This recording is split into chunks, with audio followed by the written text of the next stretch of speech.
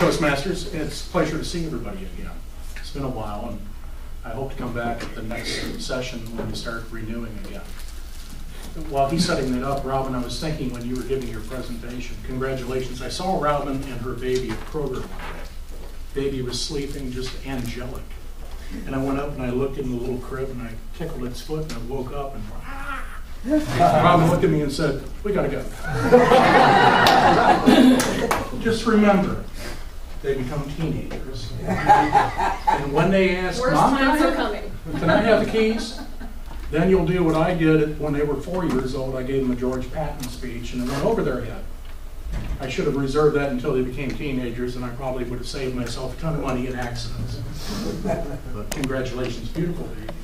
Okay, I'm going to deviate a little bit. I like to do more humor speeches, and I like to do genealogical speeches.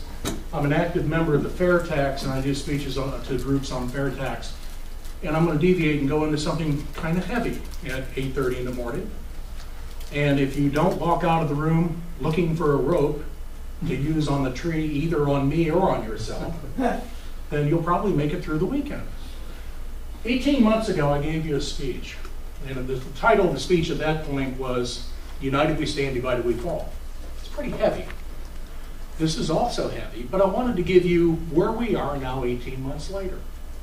And the intent of my speech is just here's a wake-up call, and we collectively as Americans need to gel together like we did at 9/11 and like we did during other crises in the period of American history.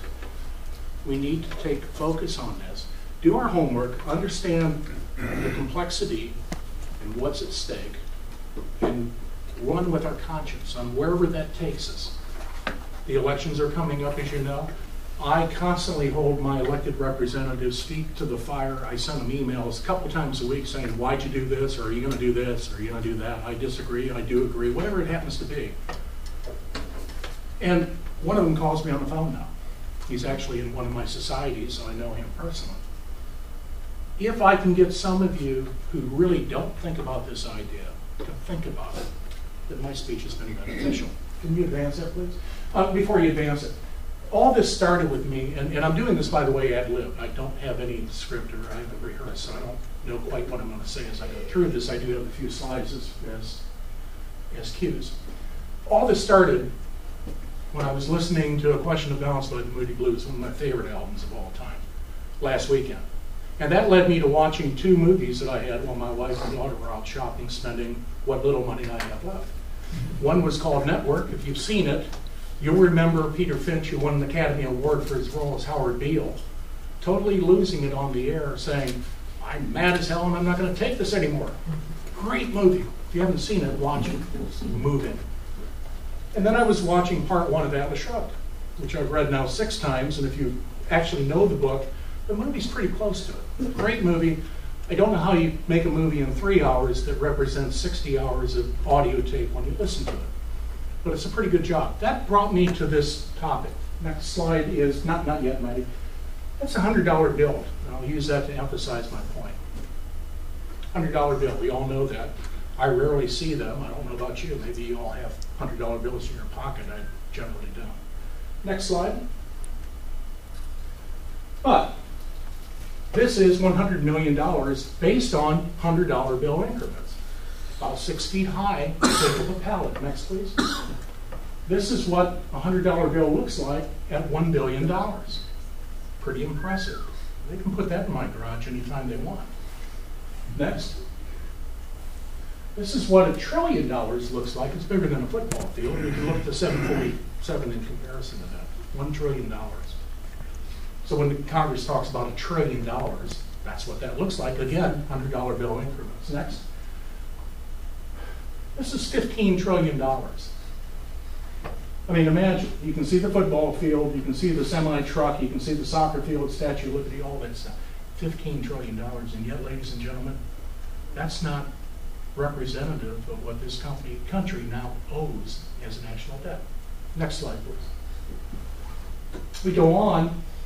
The graphic on the extreme right is $114.5 trillion.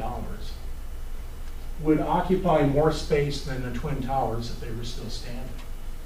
That's what we owe as a country, each of you and me, collectively, for all the unfunded liabilities, all the Medicare, Medicaid, everything else that's inclusive that'll hit in 10 years. The message with that is, where do we go? Can we survive that? Next slide, please. I don't think we can. So the question is, how do we fix that? How do we come together? I put this on because I was interested. When I gave this talk 18 months ago, the theme of the talk was we had just passed from a $12 trillion to a $13 trillion benchmark, which represented $43,000 for every man, woman, and child in this country. Unfunded is $110 trillion, or $355,000 for every man, woman, and child. Today, right now, it's $15.5 trillion, or close to $136,000 per taxpayer. Do each of you, can you write a check for $136 today to pay it off? I can't.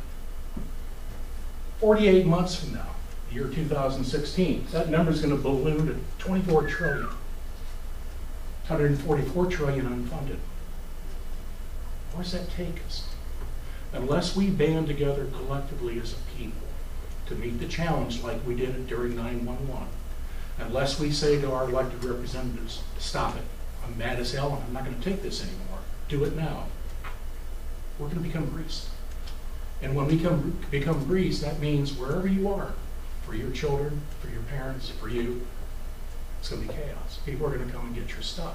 Now, you can become survivalists. You can plan on that, which is what I encourage you to do. But more importantly, we can come together collectively as a group and change it, because we're the people, and our country is for the people, by the people, and of the people. Next slide. I use this in impact analysis in my business, SW²C, so what, who cares? If you don't care, 4 years from now, you'll start caring. Next slide. So, question of balance, demanding accountability. Thank you very much for allowing me to speak to you today.